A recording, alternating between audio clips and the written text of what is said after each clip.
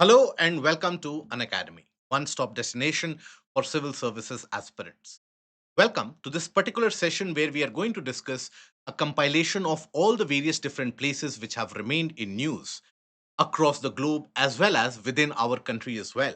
And that is going to be very important for your examination of prelims as well as the mains. Also, those of you who are preparing for geography as an optional subject, this is something which will help you well.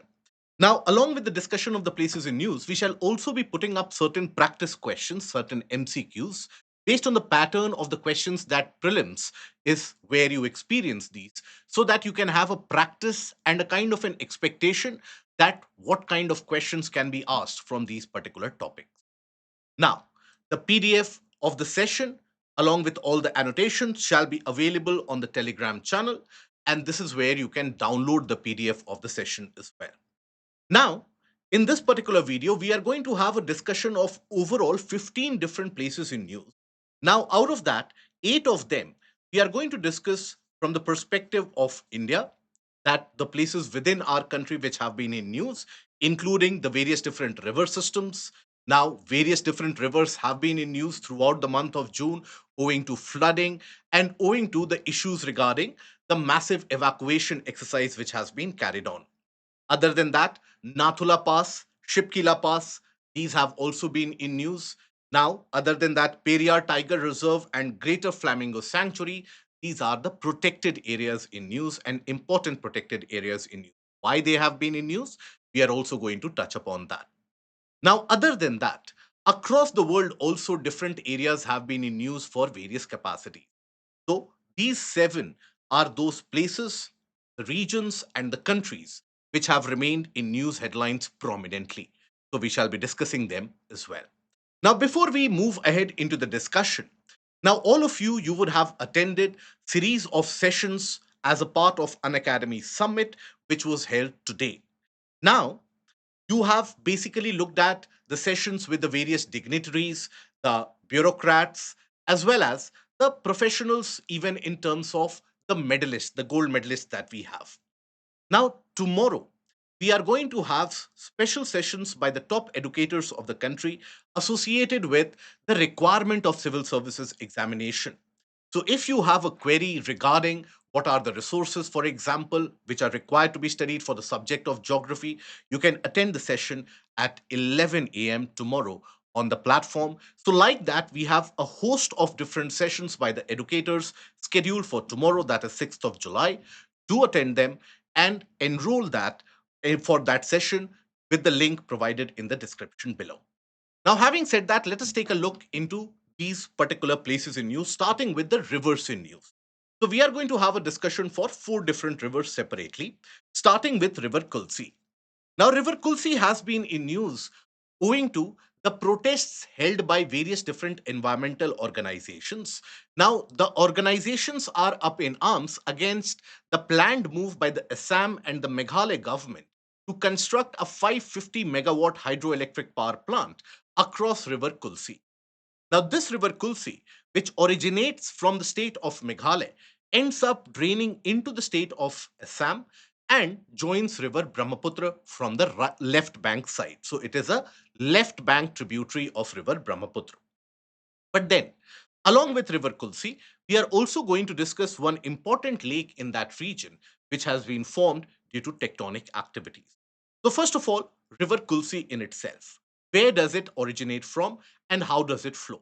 So, as you would have seen, that it originates in the region of Meghalaya and then drains into Assam. Now, thereby, it enters into Assam from the Kamrup district and thereby it joins river Brahmaputra. So basically, it begins in the West Khasi Hills, where it's known as the Cree River, and travels about 12 kilometers within Meghalaya before entering Assam. So, for a major part of its flow, this is a river which drains into Assam. For a small part, it drains through the state of Meghalaya. Now, it crosses into Kamrup district in Assam from the region of Ukiam or Umkian. Now, after this point onwards, it is officially referred to as River Kulsi. Now, this river is also one of the nesting grounds of the endangered Gangetic dolphin or the river dolphin that we have in our country. So that is why the environmentalists they fear that construction of a storage structure like a dam can always end up influencing and impacting the dolphin population. Now, not only will the dolphins, which already they are declining in numbers across various parts of the country, now these dolphins would be endangered, but at the same time, the natural flow will also impact the other aquatic biodiversity. Now, Assam and Meghalaya, both of them, by the way, stand to be benefited from this hydroelectric project. And this hydroelectric project is not a 550, but a 55 megawatt hydropower project, which is to be initiated. Now, in this particular case, the nesting ground for the endangered river dolphin is an important point to note. And also, one other issue that you have to notice the construction of this hydropower project will also ensure that irrigational supply for the agricultural activities in the Brahmaputra plains, that irrigational water will also increase the agricultural productivity in Assam. Now, one of the associated areas in news along with River Kulsi is basically the Chandubi Lake. Now, this is River Kulsi as you can see in the image, and this is the Assam Meghalaya border. Now, on the Assam side, you have this giant Chandubi Lake. Now, this Chandubi Lake has been created as a consequence of tectonic activity. Tectonic activity.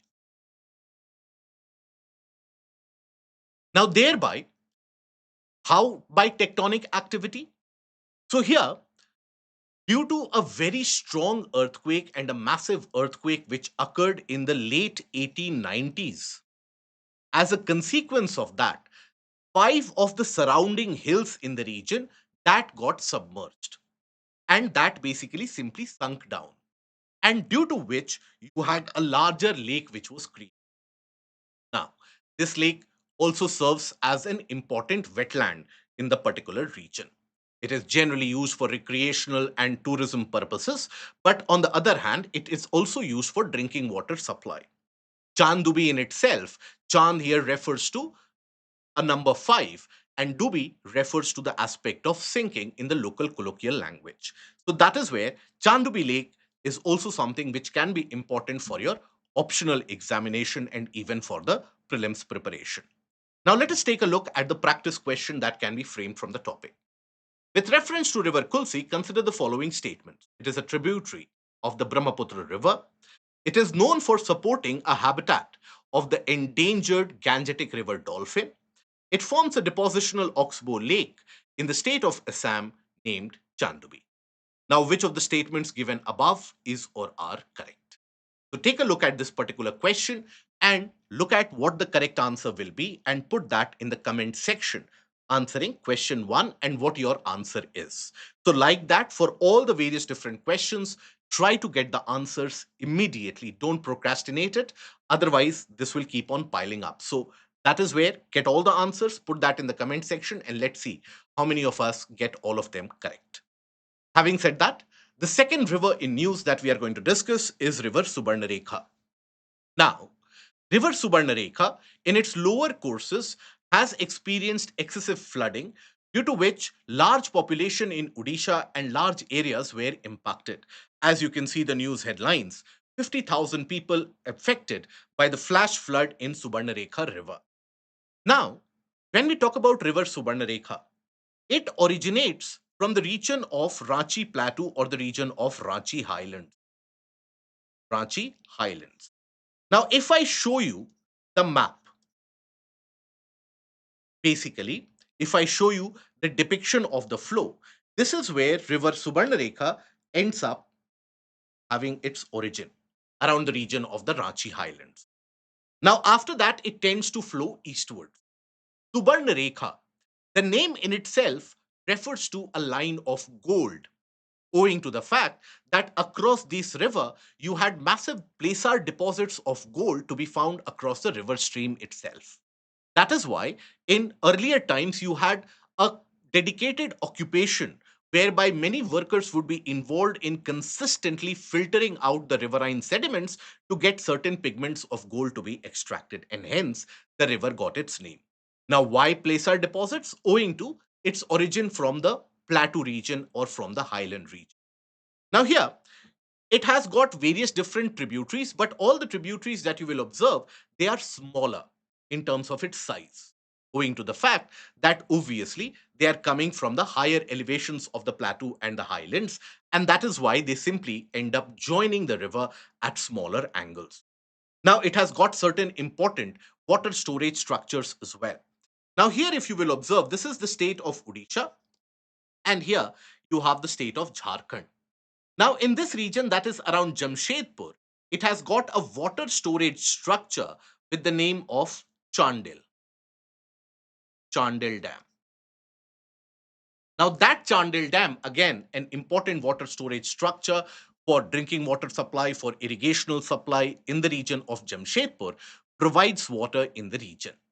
Having said that, the allegations of the flash flood stem from the fact that there are various different news reports which talk about the fact that Jharkhand state released a large amount of water from the Chandel Dam without giving prior information to the state of Odisha. That is why Odisha was not prepared for that sudden gush of large amount of water, and due to which large population was impacted. Now, in its upper course, when it flows through the highland region, it flows through the area which is rich in mineral deposits and also which has typically got the presence of laterite soil. Laterite soil, not very fertile, slightly reddish in characteristic. Now, in the lower course, it is still one of those rivers which briefly enters the state of West Bengal, but is something which is navigable in its lower stretches. Now, some of the salient features of this particular river system. So, it originates near Nagri village in the Ranchi district of Jharkhand at an elevation of 600 meter. Now, the tributaries, the Kharkai, which joins near Jamshedpur, Kanchi, Harmu, Karkari, these are some of the tributaries. Now, it forms a waterfall, that is the Hundru Falls, where it finally exits the Ranchi highlands. So, after it exits the plateau, at that point of time, it forms a waterfall. Now, that is where Hundru Falls are located. Now, the dam, amongst the important dams, Chandel Dam, where it is situated in the region of Jamshedpur. Okay. Now, Jharkhand, Odisha, and West Bengal are the states where the catchment area of this particular river lies. Now, this is a river which is not impacted by the tidal flows. Basically, if you consider rivers such as River Hooghly, now during the high tide, there is a backflow of the water in River Hooghly. But such kind of an event is not observed in the case of River Subarnarekha.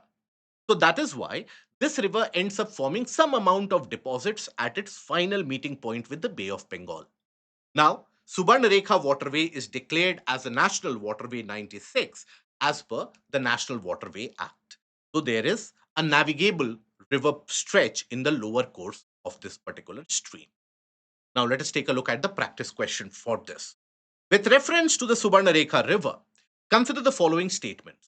The Subarnarekha river originates in the Ranchi highlands and features lateritic soil in its upper catchment. The Chandel Dam on the Subarnarekha lies at the boundary of Jharkhand and Odisha. Which of the statements given above is or are correct? Take a look at it and put that answer in the comment section under answer of the question 2. Now, the third river that we are going to talk about is River Indrayani. Now, Indrayani River has been in news owing to the collapse of bridge, a kind of an accident prone and a very old iron bridge structure which was constructed on this Indrayani river. Obviously, it was abandoned for a long period of time, but you had tourists who would be visiting this region, and as a consequence, you had loss of lives. Now, this river Indrayani, by the way, is one of those streams which drains through the city of Pune. For your prelims examination, it is also important for you to know which river stream drains through which of the cities. For example, when we talk about River Subarnarekha, you have Jamshedpur as one of the cities through which it drains, isn't it? When you talk about the case of River Kulsi drains through Kamrup district. When you talk about River Indrayani, it drains through Pune, Pimpri Chinchwad. In those industrial areas, it drains. After that, River Indrayani ends up joining River Bhima.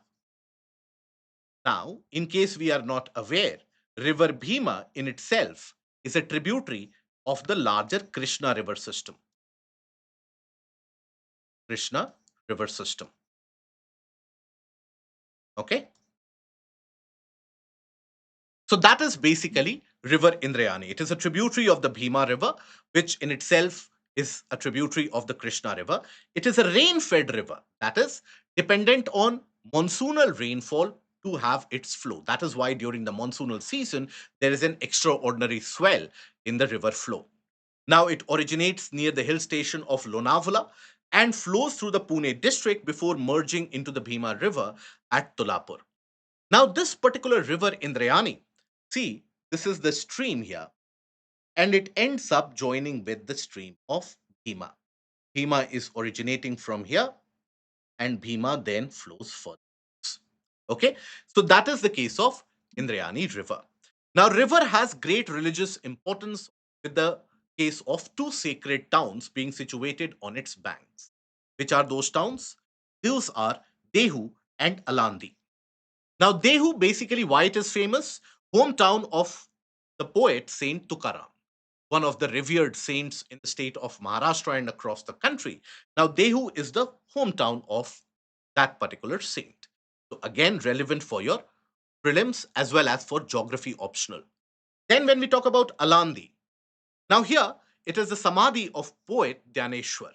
So, that is again relevant for the cultural perspective. Now, it also passes through the industrial town of Pimpri Chinchwad and plays a role in irrigation and local agriculture because these areas they start lying on the rain shadow region of the Western Ghats. So these areas tend to receive lesser amount of rainfall. So these streams and the monsoonal streams they play a vital role there. Let us take a look at the practice question. Consider the following statements about River Indrayani, recently in news, flows through the city of Pune, Pimpri Chinchwad, and Nashik, forms a part of the Krishna River system. Take a look at the options and let us know what the correct answer will be in the comment section. Now, after that, River Tawi, which drains through the city of Jammu. Jammu. Now, that was in news, owing again to the sudden flooding of this particular river. Now, you might be wondering here why are we considering the flooded rivers like that? Many of the rivers get flooded. But basically, if you take a look at the trend and from where UPSC is asking you questions about rivers and tributaries, it is owing to the rivers being prone to natural disasters or rivers flowing through important towns, important cities, cultural places. So, the previous 15 years of prelims question throw this trend at you. So, you have to be aware that any stream it ends up joining which major river? For example, Indrayani ends up joining the river Bhima, and that ends up joining and being a part of the Krishna river system. River Tavi, on the other hand, ends up joining with Chenab and forms a larger part of the Indus river system. So basically, it rises from the Kalpas Kund of the Syodhar in the Bhadarwa of Doda district of Jammu and Kashmir, right? And then eventually it descends spanning approximately for 141 kilometer. It traverses through the steep hills forming these valley flow before entering Pakistan's Punjab province and merging with the Chenab River. Chenab in itself eventually meets with River Indus, and before that, Chenab has its confluence with Satluj, and the combined water of Chenab and Satluj they meet with River Indus at Mithankot in Pakistan. Now it traverses through and divides the city of Jammu in two segments, the old city and the new city, which is the case with majority of the river systems draining through the cities of our country. For example, River Sabarmati, it ends up dividing Ahmedabad into the new and the old town. Same is the case with River Yamuna, the old Delhi and new Delhi. So like that, even the case of River Tavi, it ends up dividing and bifurcating Jammu into two. Now this river is a very important source of drinking water supply in the region of Jammu and the Jammu district. Okay, so this is the flow of River Tavi. If you will take a look into it, so here Tavi ends up originating from the region of Bhadarwa and ends up draining here and joins with River Chenab in the region of Pakistan. So it merges with Chenab, not in India, but in Pakistan. Okay. Now, after that, we move on to the mountain passes which have been in news. Now, Shipkila is in news. Now, Shipkila is one of the very important and vital mountain passes in the northern part of the country in the state of Himachal Pradesh, owing to multiple reasons. Now, first of all, the location of Shipkila. So, if you take a look at the bordering region here, now this is where Shipkila lies. Now, as you can see, Shipkila provides the passage for river Satluj. It is through the Shipkila Pass that river Satluj, which originates near Rakastal near Lake Mansarovar, ends up draining and entering India through Shipkila Pass. But more than that, Shipkila Pass has also served as one of those vital areas where trade and cultural connectivity between the regions of India, particularly the region around Himachal, and the region of Tibet has taken place. Historical trade relations have existed in the region. Now, this is one of the border crossings between India and China. Now, for those of us who are not aware about it, between India and China, you have three passes, three mountain passes, which serve as the border crossing. One is Shipkila. Now, Shipkila is situated where? In Himachal Pradesh. So, you have Shipkila. Then you have Lipu Lake. Lipu Lake is present at the tri junction between India, Nepal, and Tibet or China. Now, Lipu Lake is present in the state of Uttarakhand, forms at the tri junction, okay, tri junction of India, Nepal, and China or Tibet. And then you have the other border crossing at Nathula, which we will study next. Nathula is situated in Sikkim. Okay, so these are the border crossings that you have between India and China.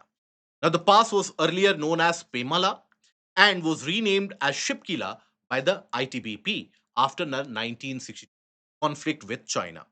It has been a vital trade route since ancient times for exchange of culture and people to people contact and connect as well.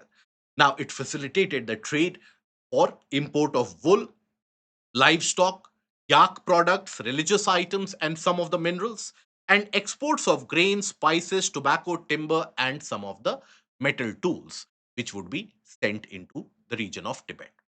So that is associated with Shipkila. You have to pay attention to the cultural angle and the aspect of the importance with respect to the geostrategic location as well. Now, when we talk about Nathula, Nathula becomes vital because it is one of those passageways for access to the Mansarovar Yatra, right? So the pilgrimage and the pilgrims who end up visiting Mansarovar, now they have these access points: Shipkila, Nipu Lake, and Nathula, right? So this is where, by the way, when India and BRO Border Road Organization constructed a road, Pakka road across Nathula Pass for better access to Mansarovar, that is when it created a lot of dispute between India and Nepal regarding where does Lipu Lake Pass lie and it lies under whose sovereignty. Obviously, Nepal raised protests at the behest of the Chinese. But nonetheless, now that issue has cooled down. But all these three vital junction points that we talked about, all of them are relevant for your the Mansarovar Yatra as well and the route as well. So here, this is the region of Nathula. Now, just to give you a context of the location, the state of Sikkim. So here you have the entire region of the Kanchenjunga National Park. This is where you have the third highest mountain peak of the world, that is Kanchenjunga as well. Now, Nathula is situated across the eastern margins of Sikkim, right? Keep that in mind. It is not situated across the western margin, eastern margins of the state of Sikkim. Okay, so it is situated at an altitude of 4,300 meters, which is substantial, but nonetheless, the surrounding hills are even higher, so it provides a passageway. It is one of the three open trade border posts between India and China, the other two being Himachal Pradesh Shipkila, and you also have Lipu Lake in Uttarakhand. Now, it was sealed by India after the 1962 Sino Indian conflict or the Chinese conflict, and it was reopened again in 2006 after the dialogues and the diplomatic breakthrough which was achieved between India and China. So, let us take a look at the practice question as well. Which of the following mountain passes forms the official border crossing between India and China? Now, there are certain mountain passes which are listed. Let us know what is the answer. And I will even provide you with a hint. There is one pass which doesn't serve as a border crossing. What you have to do in the comment section is let me know that that particular pass, which is not an official border crossing between India and China, it is situated in which particular state. Okay? Because that is also an important frontier for the deployment of our frontier armed force. Now, then, protected areas which have remained relevant. So, Periyar Tiger Reserve has been in news because eight new species have been found in a newer survey in the region of the Periyar Tiger Reserve. Now, where is Periyar Tiger Reserve situated? And the physiography of it. For the protected areas, you need to know the aspect of its location, physiography, and some aspects of the climatic conditions if possible. That will help you understand the floral and the faunal distribution as well. Now, Periyar Tiger Reserve and National Park is situated across the western fringes of the state of Kerala, closer to the region around Idukki district of Kerala. That is where it is situated. Here on the map, you will be able to see the boundary line or the bordering region between Kerala and Tamil Nadu. Now, it is named after Periyar River, located in the Idukki district of central Kerala. It is situated across the Cardamom Hills and the Pandalam Hills of the Western Ghats, adjacent to the border of Tamil Nadu. Now, it surrounds the Periyar Lake, which was created a long time ago by building a dam across the Periyar River. Now, Periyar River is a smaller stream which drains into the Arabian Sea. It is not a westward flowing stream. For most of the rivers in the Peninsular Plateau, you have the pattern that the river tends to originate and drain into the Bay of Bengal. But in this particular case, the Periyar River drains into the Arabian Sea. So it is a westward flowing river.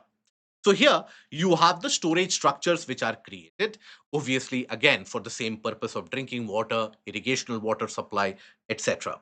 The terrain is hilly and undulating, and it forms a kind of a watershed between the important rivers of Kerala, that is the river Pamba and Periyar. In between that watershed, you have the Periyar Tiger Reserve. Now, Mulla Periyar Dam is located within the Periyar Tiger Reserve, which is a part of River Periyar. Now, it is home to many of the tribal communities, the Manans and the Palyans being the tribal communities which are to be found within the area and the realm of this protected area. Now, the practice question. Consider the following statements about River Periyar. It flows westwards through Periyar Tiger Reserve and drains into Arabian Sea. Mulla Periyar and Kabini are the storage structures created by the river system, on the river system. Which of the statements given above is or are correct? Now, after this, we move on to another protected area within India which has been in news, and that is the Greater Flamingo Sanctuary, which has been officially notified in the region of Dhanushkodi in the Ramanathapuram district of Tamil Nadu. Now, this particular region or protected area which lies here in the region of Dhanushkodi. Now, this forms an important part of the flyway of the migratory species.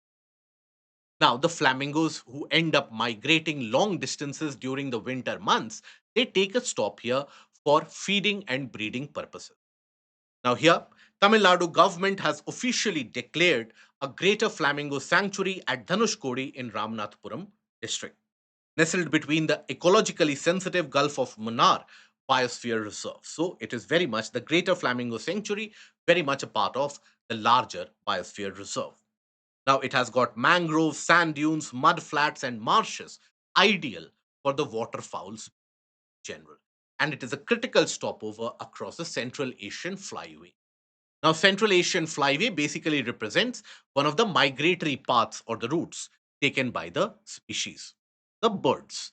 Now, in India, you have uh, overall three flyways which exist and move through India, right? Which are those three? Let me know in the comment section. We have discussed it time and time again. So basically, there are three such flyways for the migratory species of birds which pass through India, Central Asian flyway being one of them. Then you have the Asian African flyway, and now I have given you two out of three. Let me know which is the third one, which lies in the eastern part of India. Now, coming to some of the global places in news, starting with Strait of Hormuz. Now, the conflict between Iran and Israel, which broke out, that exposed the vulnerability of the choke point that is Strait of Hormuz. Now, here, basically, this is your Strait of Hormuz. What is a strait? Strait is that narrow water body which ends up separating two close land masses and ends up joining two adjacent water bodies. The Strait of Hormuz provides connectivity between the Persian Gulf on one hand and the Gulf of Oman on the other hand. The Persian Gulf and Gulf of Oman. Okay,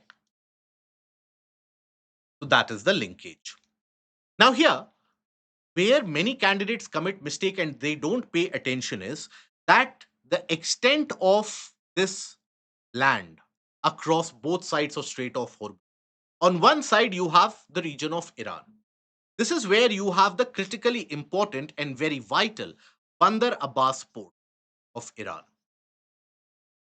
Have the Bandar Abbas port, the main port of Iran, right? Here you have Chabahar, which is being created and constructed with the help of India. Chabahar, right? Now, on the other side, you have Oman as the boundary area, not UAE, Oman, the region of Musandam around Oman, that is the boundary. So, Strait of Hormuz, which are the land parts and the countries on both sides of Strait of Hormuz, Iran on one side, and you have Oman on the other. Now, by the way, it is in this region where there was a threat imposed by Iran that they will block the Strait of Hormuz. And that would end up blocking majority of the oil and the LNG trade, which happens from the Gulf nations into the rest of the world. And that could cause energy scarcity. That is where you had the US also deploying its aircraft carriers in this particular vicinity. But this region is also disputed. Now, here, closer to the Strait of Hormuz, you will observe some of the small islands. You have Lesser Tun, Greater Tun, as well as the Abu Musa Island. Now, these are very close to the Strait of Hormuz. This is the region of Musandam, right, under Oman sovereignty. And here you have the Abu Musa Island, which oftentimes comes in news headlines owing to the conflict between UAE and Iran regarding the ownership of the Abu Musa Island. After all, it is a territory in the sea, and that extends your economic influence as well. So both the nations are very much interested. So Iran and UAE, they are in conflict over the region of Abu Musa. Now, UAE claims this as a part of its territory, and so does Iran. Now, after that, Great Bitter Lake. Now, Great Bitter Lake, which is present in the region of Egypt. Now, this is where you have the Great Bitter Lake. It is connected with the Small Bitter Lake. Now, this Great Bitter Lake is a passageway across the Suez Canal. Okay. So this Great Bitter Lake again forms an important choke point. If there is an accident, incident, or an event which occurs across this Great Bitter Lake, then the movement of ships, vessels, and merchandise overall, that gets impacted. And so that is why Great Bitter Lake is in news. Now, the Suez Canal links the Great Bitter Lake with the Small Bitter Lake, the Mediterranean, and the Red Sea. Now, you have to understand that Suez Canal is a man-made creation of water body. Great Bitter Lake, however, is a natural water body. So even prior to the construction of Suez Canal, this Great Bitter Lake did exist. Now, lying in the subtropical high pressure region, this is a lake which is very saline, consisting of saline water body. Now, even today, you have the flow of water through the Suez Canal, which comes into the Great Bitter Lake. So the salinity variation happens in various different levels. Hence, that the lower level of the Great Bitter Lake still has got greater amount of salinity as compared to the upper level of Great Bitter Lake. So if you consider the Great Bitter Lake, let's suppose in its depth, now the upper portion has got lower salinity. The lower portion, which consists of the older waters of the Bitter Lake, they are still very saline. So, situated at the approximate midpoint of the Suez Canal, the Great Bitter Lake, with a total surface area of around 75 square miles, that covers 24% of the canal and 85% of the water of the canal system. Now, overall, salinity varies significantly across its depth and is comparatively highest at the bottom, right? So, where the water is continuously in contact with the pre existent salt deposits, the older salt deposit, because the lake is very, very old. The Great Bitter Lake, before the opening of the Suez Canal, was still considered to be an arid salt valley where you had large amount of evaporations happen. Now, after this, Atacama Desert. Now, why is Atacama Desert in news? Owing to the operation of one of the largest telescopes in the region and some of the data pointers which have been gained from. So, Atacama Desert, its location and physiographic features are relevant. So, Atacama Desert overall, even though its extent is not clearly demarcated, but overall extends from the region to the south of Peru, some part of Bolivia, and then Chile, obviously touching the periphery of Argentina as well. So, Peru and Chile is where it lies. Now, in this particular region, to the border of Bolivia and Chile, across this Atacama, you also tend to find salt deposits which have some amount of rare earth elements. Now, obviously, a kind of a commercial extraction has still not happened, but nonetheless, that is the extent of Atacama Desert. So, it is one of those prehistoric deserts across planet Earth which has remained dry for millions of years, unlike the case of the Sahara or the Thar Desert, which have become desert in quite a recent past. For example, Sahara had the presence of forest as recently as 14,000 to 18,000 years ago. And so was the case with Thar Desert up till a few million years ago. So here, Atacama has been a desert for a very long period of time. Now, Atacama is a desert owing to certain conditions: the presence of the subtropical high pressure belt in the region, along with the movement of cold water current in the. You have the cold Peru current or Humboldt current, which ends up moving through the region, making the area much drier. Because when you have cold current, it creates a condition of temperature inversion. And temperature inversion basically means no rainfall. So, Atacama Desert, cool arid region in northern Chile, 600 to 700 miles long from north to south. The limits are not exactly demarcated as we have talked about, but you have certain river systems and the mountains, that is the Salado Mountains and the Salado Drainage Basin and the Loa River in the north, they form the boundary. Now, to the north of it lies the border of Peru. Now, dry subsidence created by the South Pacific high pressure cell, the subtropical high pressure cell, makes desert one of the drier regions. But other than that, you also have the cold Peru current, Humboldt current, where you have the colder waters. Along with that, you have upwelling. Upwelling means what? If let's suppose this is the water body and the land area, the movement of the winds like this ends up creating the upsurge of water from the lower level. So the colder water comes closer to the surface, and that again aids and facilitates temperature inversion, which causes a denial of rainfall in the region. However, this has got a very vital connect of biodiversity in terms of our geological history, because this holds evidence of some of the very vital evolution across the reptilian species. Because at the time of Pangea, which you study in the case of geography, when you had the supercontinent, at that point of time, Large dry areas were existent across the planet, and that is what marked an important stage of evolution. Atacama still holds some of those evidence. Now, Mount Etna, one of the most active volcanoes in the region of Europe, that started spewing up ash again, and there was a kind of a fresh eruption. Now, Etna, where is it situated? It is situated across the Sicilian islands to south of Italy. So here you observe Mount Etna. Now, this is where you have the Tyrrhenian Sea to the north of it. You have the island of Sicily. Now, here you have a strait, that is the Messina Strait. The Messina Strait separates the region around Naples and the Neapolitan coastline with the island of Sicily. Now, here, the eruption has been continuous for lakhs of years. Why? And you have the recorded history for thousands of years. Why is there a continued eruption? So, that is because of the northward movement of the African plate, which is undergoing subduction, leading to continued eruption.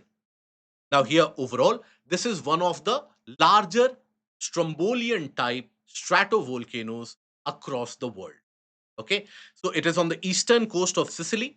It is the highest Mediterranean island volcano and the most active stratovolcano in the world. Stratovolcano, for those of us who are not aware, is basically a kind of a composite volcano where you have different layers of ash and lava which get solidified, forming one layer after another.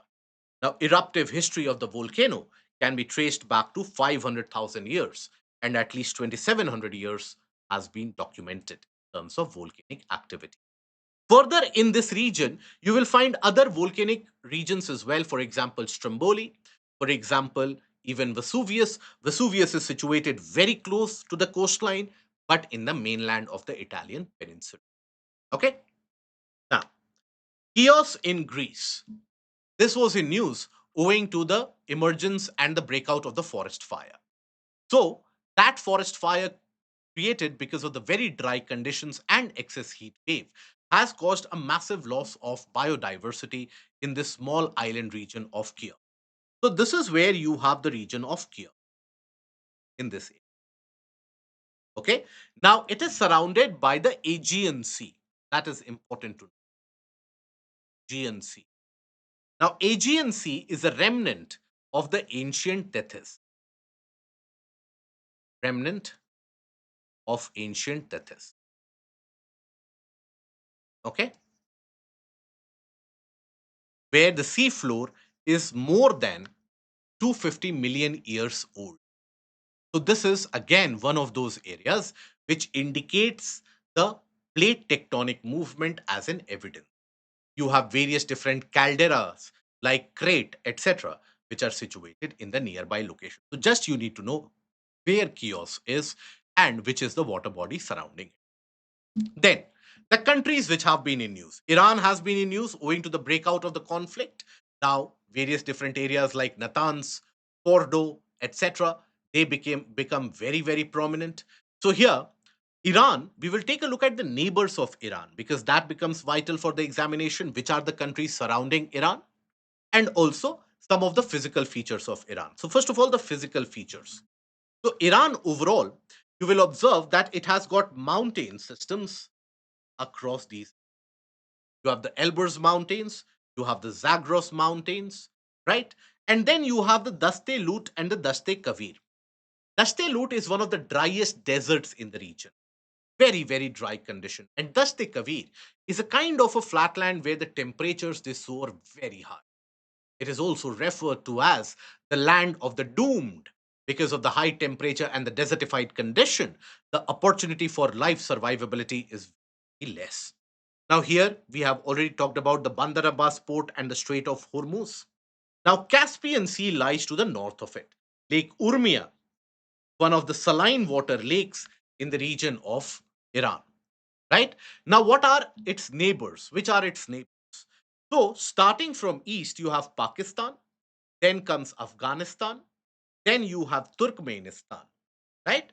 So, Pakistan, Afghanistan, Turkmenistan. Here you have the Chabahar port through which the aim was to reach the region of Afghanistan. Now, then you have the Caspian, then you have Azerbaijan, then you have tiny portion of Armenia, then you have Turkey on the other side, Iraq as its border, and then you have the region of the Persian Gulf. Okay, so these are the land areas. So Syria, which is very vital for Iran's proxy war in the region. Now, Syria doesn't share a natural border with it.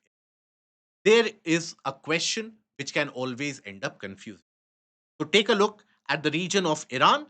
As you move to the west of Iran, you will come across Iraq, then Syria, and then comes the region of the Mediterranean line. Okay? Now, Iran is a very rugged country of plateaus and mountains, with most of the land being above 1,500 feet overall. Mountain ranges, we have seen you have Elburz, Zagros. Now, Elburz mountains are pretty high, and the Zagros mountains across the western borders, they are one of the boundary and a natural dividing factor of the region of Iran. Now, the central and eastern portion is covered by the plateau. Dasht Kavir is a sandstone and salty desert plateau where the heat of the summer and becomes, and that region, due to the heat of the summer, ends up becoming one of the hottest places across the entirety of the planet. Coastal areas outside the mountain ranges have some of the lowest elevations, and that is where human habitations in large number also. Now, here, this is the Fordo region and the Fordo plant, where the famous strike by the US by the B 2 stealth bombers that impacted the Fordo plant. And this is where you have the Natanz, which again was influenced and attacked during the Iran Israel. Okay. Now, the final place in news and discussion, the country of Cyprus. This was in news owing to the Prime Minister's visit to Cyprus. After a very long period of time, you have an importance and a certain degree of importance given to Cyprus by a country like India. Because in the conflict that we had with Pakistan in the Operation Sindoor, at that point of time, Cyprus did express its solidarity with India.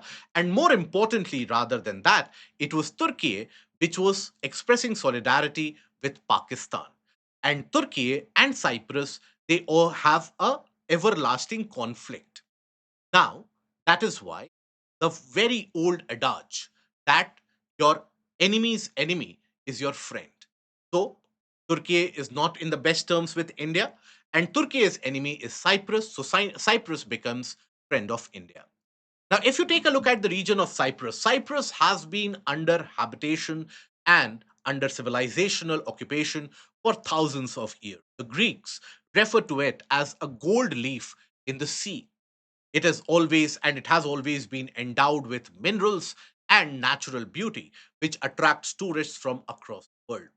Now, if you take a look at the region of Cyprus, this is where the region or the area of the country of Cyprus is. Now, owing to the conflict with Turkey, here you observe that some part of that Cyprus that is basically recognized only by Turkey, and no other country recognizes this Turkish Republic of Northern Cyprus. Now, that is why this image becomes so very famous because here, when the Prime Minister visited, it was in the backdrop of the Northern Cyprus, which again irked the country of Turkey. Now, here, in 1960, Cyprus became independent of Britain as a Republic of Cyprus. Now, long standing conflict between the Greek Cypriot majority and the Turkish Cypriot minority, and the invasion of the island by the Turkish troops in 1974 produced an internationally unrecognized, but nonetheless a boundary. Partition of the island led to the establishment of the Turkish Cypriot state in the northern and the north third of the country of Cyprus. And only Turkey recognizes that. The Turkish Cypriot state made a unilateral declaration of independence in 1980. Okay? So, location of Cyprus and the fact that in that particular island you have the Turkish control as well in the north third of the country. So that is relevant for the exam. So that brings us to the end of the discussion, and that is a compilation of all the important places in news for the month of June 2025.